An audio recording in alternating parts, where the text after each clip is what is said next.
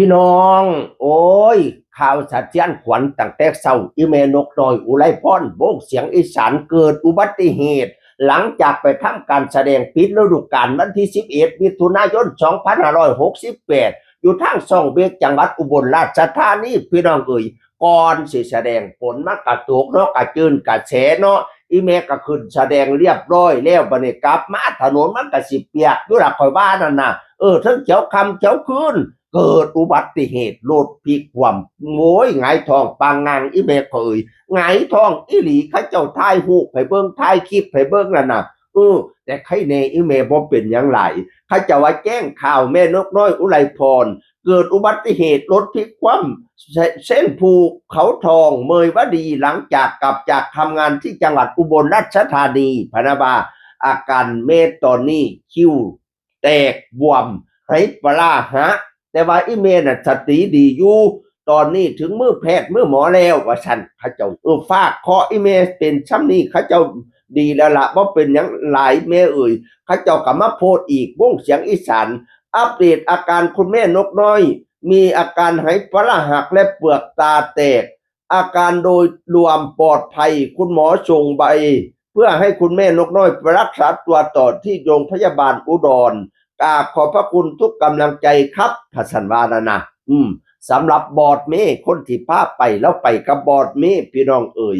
อัปเดตอาการบอดเมฆผู้จัดการหมอลำเสียงอีสานที่ติดตามไปกับคุณแม่นกน้อยตอนนี้บอดเมฆปลอดภัยแล้วนะครับยังมีอาการบาดเจ็บแรงกระแทกจา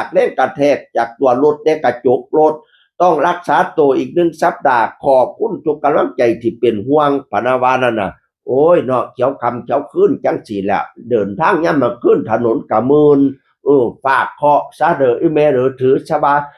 บับฝากเคาะปัดเคาะทิมไปบัดนี้เนี่ยให้พอดแต่แนวดีๆบ่เป็นอย่างหลายดีแล้วอยู่กับลูกกับเต้าไปโดนก่อนมาเด้อขวัญเอ้ยขวัญอีเมนกน้อยเขาคิงอย่าเหม็นสาบเขาคาบอย่าเหม็นกุยเด้อมาอยู่กับเนี่ยกับคิงขวัญเจ้าไปมุดน้ำบังเลิกกินป่าไปอยู่หน้าทงหลวงกินเข่าผีให้เจ้าหากเกี่ยวมากผีให้เจ้าค่ายให้มาได้ทองเป่าหรือมาอยู่เนี่ยอยู่คิงพี่บัดนี้เนี่ยมาเด้อขวัญเอ้ยขวัญเจ้าไปล้อบ้านจนเหลียงขวัญเจ้าไปล้อเมี่ยงจนลาไก่มาฉามื้อนี้วันนี้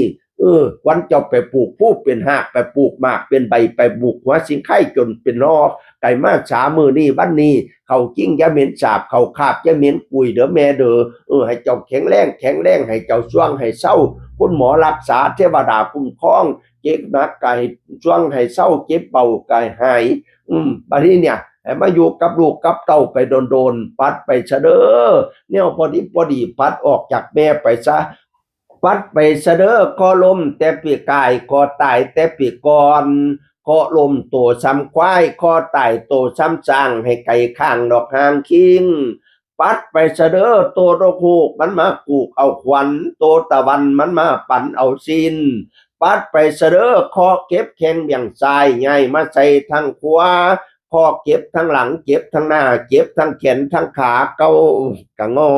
นปัดไปซะเด้อเคาะผมเปียลงเป็นหญ้าเคาะเสียเคาะผาเปียลงเป็นดินปัดไปซะเด้อโตมันจกกินตับโตมันจับกินปอดโตกอดกินบีมามปัดไปซะเด้อออกจากเนี่ยจากคิงอีเมไปซะไปอยู่บ้านไปอยู่เมียงจุ่มเจ้าซะไปอยู่ป่าไม่เหลียงไปอยู่เมียงไปอ่อนไปอยู่ข้องกินอยู่หญ้าไปข้องถ่าอยู่ดินพุ่น10 ปีอย่ามาถามกินข้าว9 ปีอย่ามาถามนอนน้ำเท่าข้าวสารออกดอกเท่าข้าวตอกวงใบพุ่นจุ่มเจ้าจังคอยมาเฮ็ดไปเด้ออย่าสุมมาอยู่กับอันอีเมนกน้อยคอยเฮ็ดไปแนวบ่จบคอยฉีแนวบ่ดีคอยสิล้างให้ขาวงามจังหอยเด้อบัดนี้เด้ออีแม่เอ่ยอย่างยศน้อยน้ำก้นอย่าได้มีนับแต่นี้ไปแลกแหกแต่นี้ไปหน้าให้หอมย่ำทุกบาดอมให้หอมอมทุกบาดเอ้ยแนวใดหายอย่าสุมาเปอแนวใดเฮออย่าสุมาเปลี่ยนบัดนี้เนี่ยให้เจ้าแจ้งปันดาวให้เจ้าขาวปันฝ่ายความเจ็บอย่าสุได้ความไข่อย่าสุมีเด้ออีแม่เด้ออยู่กับลูกกับเต้าไปโดนบัดนี้เนี่ยให้เป็นโกกพ่อใหญ่เป็กโกกให้หนาตุ้มลูกให้เป็นเงาตุ้มเต้าให้เป็นห้อง โค้งให้เจ้าเป็นโค้งไม่สักลักให้เจ้าเป็นลักไม่เกณฑ์เป็นให้เป็นเป็นเมนแผ่นกะยุ่งมุ่งลูกมุ่งเต้าให้อยู่ซุ่มกินเย็นไปเรื่อยๆบัดอีเมบัดเดอีเมแข็งแรงเสียงคนเก่าเว้าสู่ฟังสวัสดีครับสวัสดีครับ